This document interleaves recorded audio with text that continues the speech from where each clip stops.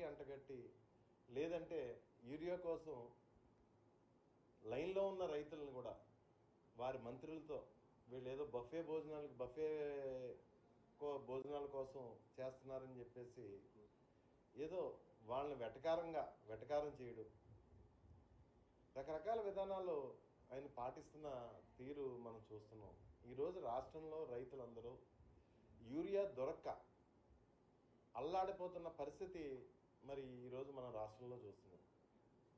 దాన్ని డైవర్ట్ చేయడం కోసం చంద్రబాబు నాయుడు గారి మాటలు, దాన్ని ప్రశ్నించే రైతుల్ని, లేకపోతే పక్కదారి పడుతున్న యూరియా లారీలు పట్టుకున్న రైతుల్ని వాళ్ళకు పార్టీ అంటగట్టడం. యూరియా పక్కదారి పడుతుంటే రైతులు ప్రెసిడెంట్స్ కానీ గవర్నమెంట్ కానీ చేయవలసిన పని డ్యూటీ రైతులు చేస్తుంటే వాళ్ళకు పార్టీ అంటగట్టడం. అయితే చంద్రబాబు నాయుడు గారు రైతులు తెలుగుదేశం వారు ఉంటారు, బీజేపీ వారు ఉంటారు, జనసేన వారు ఉంటారు, వైఎస్ఆర్సీపీ వారు ఉంటారు, అందరూ ఉంటారు రైతుల్లోని. కానీ వారికి ఒక పార్టీ లేదంటే వారిని ఒక అసాంఘిక శక్తుల్లాగా మాట్లాడడం సమంజసం కాదని చెప్పేసి నేను మాట్లాడుతున్నాను. ఎందుకంటే మీరు మాట్లాడుతున్నారు మిమ్మల్ని ప్రశ్నించే వాళ్ళ గురించి ఏదో ఫేక్ న్యూస్లని, ఆఖరికి గౌరవ ప్రతిపక్ష నాయకుడు పెట్టిన పోస్ట్ కూడా ఫేక్ అని చెప్పేసి మీరు మాట్లాడడం చూస్తుంటే నాకు చాలా మనసు కలిసివేసే విధంగా ఉంది. ఎందుకంటే మీకన్నా ఫేక్ న్యూస్ ఫ్యాక్టరీలు నడిపే వాళ్ళు ఎవ్వరూ ఉండరు ఈ రాష్ట్రంలో. పూర్వం హైదరాబాద్లో ఎన్టీఆర్ భవన్ని రకరకాల రాజకీయ కార్యకలాపాలకు ఉమ్మడి రాష్ట్రంలో ఉపయోగించేవారు. కానీ ఈరోజు ఎన్టీఆర్ భవన్లో మీరు నడిపేది ఫేక్ న్యూస్ ఫ్యాక్టరీయా చంద్రబాబు నాయుడు గారు? ఈ రాష్ట్రంలో ప్రజలు ఎవరికి తెలియదు అనుకుంటున్నారా? మీరు ఫేక్ యూట్యూబ్ ఛానల్స్ కానీ, ఫేక్ న్యూస్లు కానీ, ఫేక్ ఎల్లో మీడియా ఛానల్స్ కానీ మీ గురించి పనిచేసేవి. ప్రజల పక్షాన గొంతెత్తే వారి మీద మీకు ఎందుకు అంత ఇబ్బంది? ఎందుకు అంత నియంతృత్వ ధోరణి? మీ నియంతృత్వ ధోరణి చూస్తుంటే సామాన్యులు భయపడే పరిస్థితిలో ఉన్నారు. ఎందుకంటే ప్రతిపక్షాలుగా ప్రజల తరపున పోరాటం చేసి మేము అసలు పట్టించుకునే పరిస్థితి లేదు, మీ నియంతృత్వ ధోరణి పట్టించుకునే పరిస్థితి లేదు, మీ రెడ్ బుక్స్ పట్టించుకునే పరిస్థితి లేదు, మీరు పెట్టే కేసులకి భయపడే పరిస్థితి లేదు ప్రతిపక్ష పార్టీ నాయకులుగా మేము. కానీ మిమ్మల్ని చూస్తుంటే ఒకందుకు నాకు జాలి కూడా వేస్తుంది. ఎందుకంటే మీలో ఉన్న హిట్లర్ లేకపోతే ముస్సోల్ని, లేదంటే మీలో ఉన్న మానసిక వైకల్యం కానీ పరాకాష్ఠకి, అంటే పిచ్చి పరాకాష్ఠకి చేరిందంటారు కదా, పరాకాష్ఠకి చేరి పరిస్థితి నేను చూస్తున్నాం ఈ మధ్యకాలంలో. ముఖ్యంగా రైతుల పట్ల మీరు వ్యవహరించే తీరు. అయ్యా చంద్రబాబు నాయుడు గారు, మిమ్మల్ని కోరుకునేది ఏంటంటే రైతులు నష్టపోతున్నారు. ఈ రాష్ట్రంలోని సుమారు 200 రూపాయలు ఎక్స్ట్రా ప్రభుత్వం అమ్మే రేటు కన్నా 200 రూపాయలు ఎక్కువ పెట్టినా యూరియా దొరకని పరిస్థితి కనపడుతుంది. దానికి మీరు అవలంబిస్తున్న విధానాలే చేటు చేస్తున్నాయి. ఒక ఎగ్జాంపుల్ చెప్తున్నాను.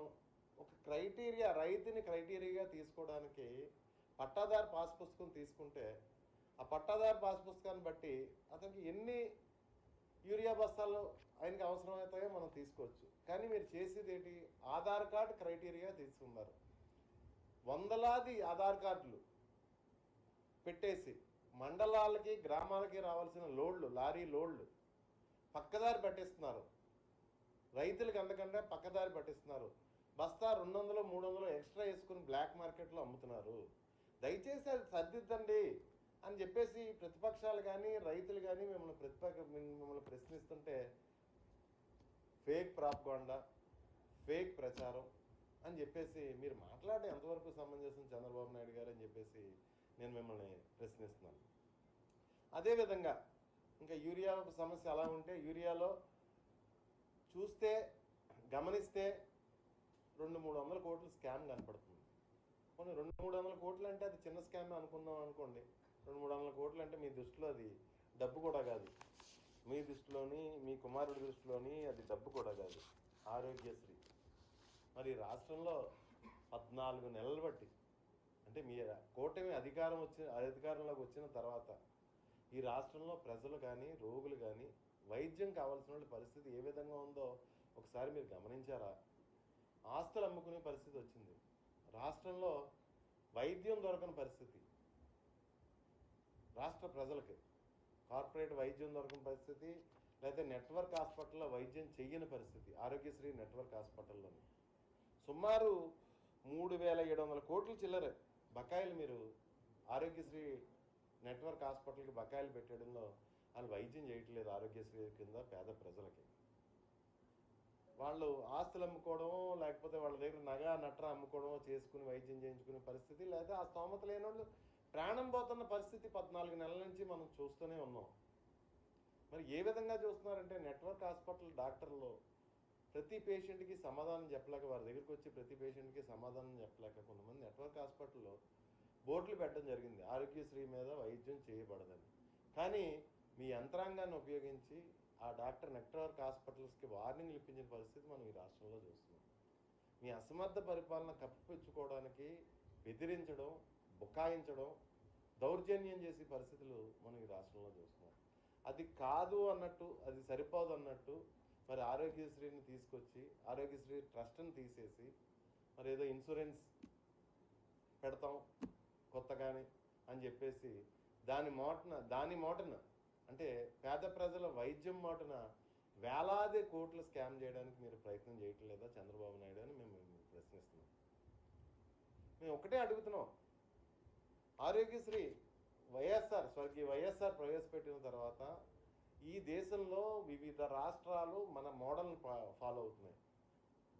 ఆరోగ్యశ్రీ పెట్టిన స్టార్టింగ్లో ఈ ఇన్సూరెన్స్ పాలసీ కూడా ఉండేది, కానీ ఇది పక్కాగా అమలు అవ్వట్లేదు. ఇన్సూరెన్స్ కంపెనీలు చేతులు ఎత్తేస్తున్నాయి, క్లెయిమ్ సరిగ్గా చేయట్లేదు, పేద ప్రజలకు అన్యాయం జరుగుతుందని చెప్పేసి ఆరోగ్యశ్రీ ట్రస్ట్ మోడల్లో మన రాష్ట్రంలో ముందుకు నడిపిస్తుంటే మరి మీరు ఏంటి ఈ పేద ప్రజల వైద్య నిమిత్తం కూడా మీరు ఈ విధంగా మీరు ఉపయోగించుకోవడం బాగాలేదు.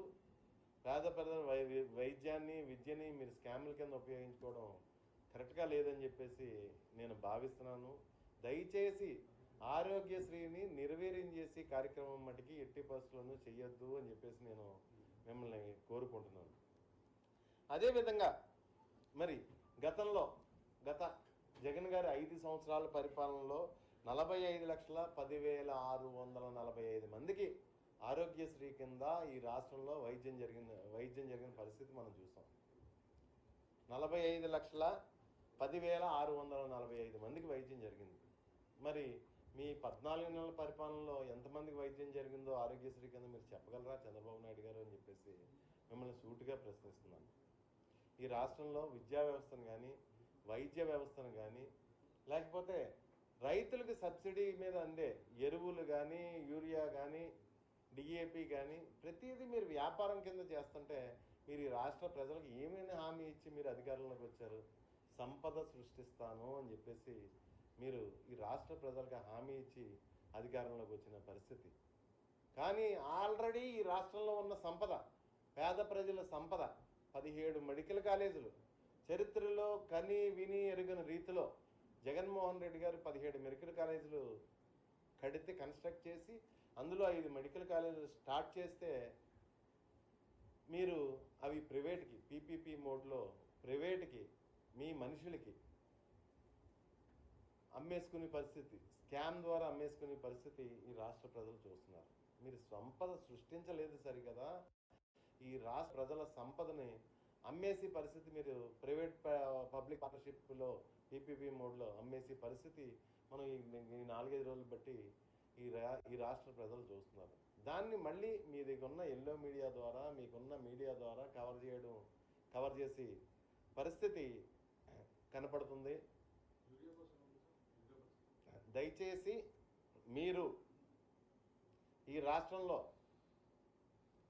ప్రజల్ని తప్పుదోవ పట్టించకుండా జగన్ గారు తెచ్చిన 17 మెడికల్ కాలేజీలని ఆ విధంగానే ఉంచి, ఎందుకంటే మీరు ఒక్క మెడికల్ కాలేజ్ మీరు తేలేదు, ఈ 17 మెడికల్ కాలేజీలను ఆ విధంగానే ఉంచి ఈ రాష్ట్ర ప్రజలు మంచి కోరవలసిందిగా కోరుకుంటూ, అదేవిధంగా మరొక్కసారి యూరియా గురించి మరీ తెలియజేసుకుంటున్నాను. మీరు ఆధార్ కార్డులు బేస్గా పెట్టుకుని యూరియా పంపిణీ చేస్తే ఈ రాష్ట్రంలో యూరియా స్కామ్ కింద జరిగిపోతుంది. దయచేసి ఆధార్ కార్డులు క్రైటీరియాగా తీసుకోకండి. ఎందుకంటే వందలాది ఆధార్ కార్డులు సంపాదించి యూరియాని లోడ్లు ఎత్తుకుపోవడం పెద్ద సమస్య కాదు. అది గంటల్లో పని. వందలాది ఆధార్ కార్డులు గ్యాదర్ చేయడం అన్నది గంటల్లో పని. యూరియా పక్కదారి పట్టిస్తుంది. దయచేసి రైతులు పాస్ పుస్తకాల క్రైటీరియాగా తీసుకుని ప్రతి రైతుకి ఎంత అవసరం పడుతుంది, ఎన్ని ఎకరాలు రైతు సాగు చేస్తున్నాడో ఎంత అవసరం పడుతుందని చూసుకుని రైతులు పాస్ పుస్తకాల క్రైటీరియాగా తీసుకుని యూరియా పంచవలసిందిగా కోరుతున్నాము. ఎందుకంటే ఈ రాష్ట్ర రైతులు తీవ్ర ఇబ్బందుల్లో ఉన్నారు. కనీసం 200 నుంచి 300 ఎక్స్ట్రా పెడితే కానీ యూరియా దొరకని పరిస్థితి ఈ రాష్ట్ర రైతాంగానికి ఏర్పడింది. దయచేసి ఈ రాష్ట్రంలో రైతులను ఆదుకోండి. ఆరోగ్యశ్రీ ద్వారా రోగులను ఆదుకోండి, ఈ రాష్ట్ర ప్రజలను ఆదుకోండి. అదేవిధంగా హాస్పిటల్లో